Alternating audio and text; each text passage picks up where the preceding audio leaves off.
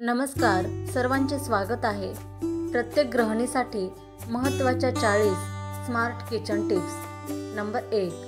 लाटणे फ्रीजमध्ये गार करून पोळ्या लाटल्याने पीठ लाटण्यावर चिटकत नाही. 2. मासे खाताना काटा घशात अडकल्यास 1-2 केळी खावीत. 3. काजू व इतर ड्रायफ्रूट्स मध्ये कीड लागू नये म्हणून डब्यात 2-3 लवंगा टाका. 4.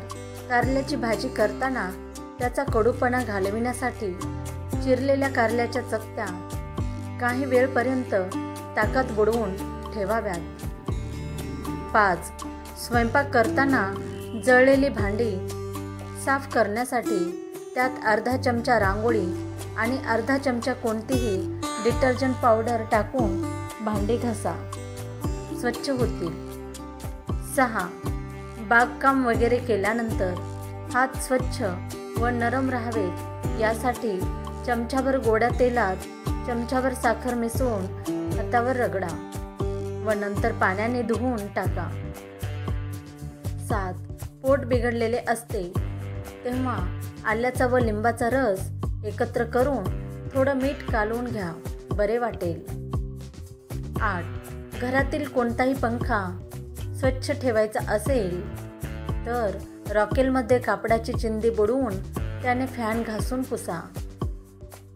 9. भाज्या फ्रीजमध्ये ठेवताना एक कोरडा स्पंजचा तुकडा त्याबरोबर ठेवा. 2-3 दिवसानंतर स्पंजचा तुकडा पिळा व त्यातील पाणी निघून गेल्यावर भाजीच्या बॉक्समध्ये पुन्हा ठेवा. 10. कपड्यावरील तेलाचे डाग घालविण्यासाठी त्या डागावर थोडं पेट्रोल चोळा आणि नंतर ते कपडे धुवा. 11. डोसा बनविताना डोश्याचे पीठ तव्याला चिटकू नये म्हणून वांग्याचा किंवा कांद्याचा तुकडा तेलात बुडवून तव्यावर चांगला फिरवावा. 12. हिवाळ्यात खोबऱ्याचे तेल घट्ट होऊ नये म्हणून त्यात कॅस्टरचे ऑइलचे थेंब टाका आणि चांगले हलवून घ्या. 13. पावसाळी दमट हवेत खोबऱ्याचे डोल तसेच ठेवू नये. 1च्या 2 वाट्या करून उडीद डाळीत ठेवाव्यात म्हणजे त्यांना बुरशी न लागता त्या चांगल्या राहतात. 15. तोंडात फोड झाल्यास 1 हाताचे बोट दुधावरील साईत बुडवा आणि त्या जागी लावा, आराम होईल. 16. लाल मिरची दळायला देण्यापूर्वी तिला मोहरीच्या तेलाचा हात लावावा.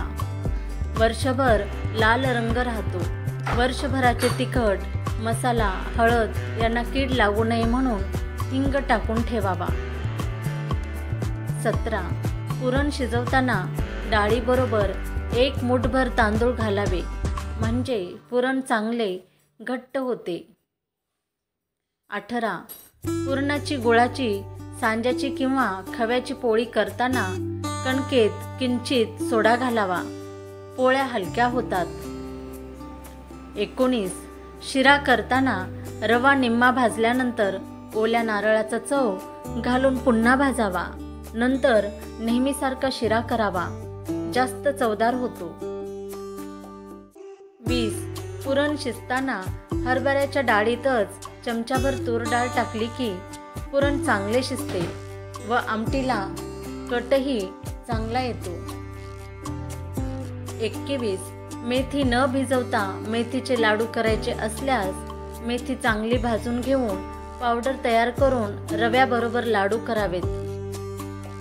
22. बेसन लाडू करताना हरभरा डाळ भट्टीतून भाजून नंतर डाळ दळून त्याचे लाडू करावेत. तूप कमी लागते. बेसन चटकन भाजले जाते. डाळ भाजल्यामुळे पौष्टिकपणा वाढतो. लाडू पचायलाही हलके होतात, खमंग होतात. 23. गोड बुंदी बर्फीचे लाडूचे तुकडे उरल्यास दूध व ब्रेड घालून खीर किंवा पुडिंग बनवावे. 24. श्रीखंड फसफसू नये म्हणून चक्का फेटावा व साखरेत साखर भिजेल एवढे दूध घालून साखर अर्धवट विरघळली की फेटलेला चक्का घालावा व कालवावे. 25. आंब्याचा रस श्रीखंड आंबट असल्यास त्यात थोडा खाण्याचा सोडा दुधात विरघळून घालावा. सर्व आंबटपणा निघून जातो. आंबट पदार्थात खूप साखर घातल्यास चव वेगळी लागते. 26. गुलाबजाम हमखास चांगले होण्याकरिता खवा मळताना त्यात अर्धी वाटी पनीर मिसळावे. पनीरमुळे पाक आतपर्यंत शिरतो आणि गुलाबजाम हलके होतात. 27.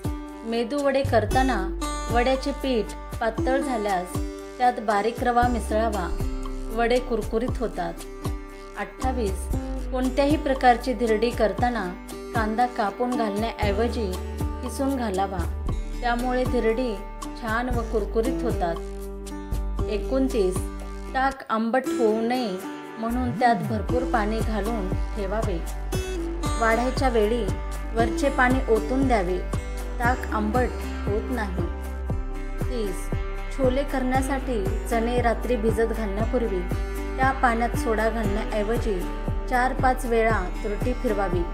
सकाळी चणे उपसून नेहमीप्रमाणे कुकरमध्ये शिजवावे म्हणजे चणे चांगले मऊ होतात. 31.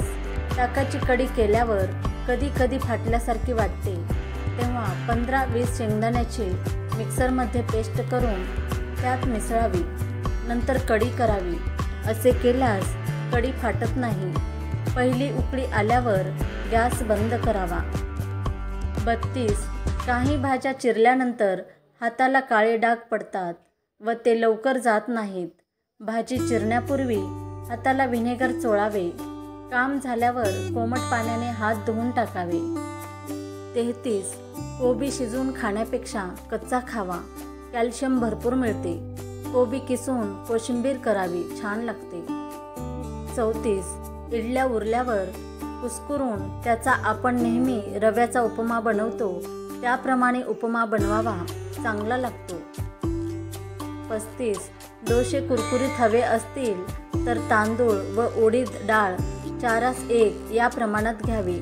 तर मऊ डोशासाठी हे प्रमाण 3:1 असे असावे.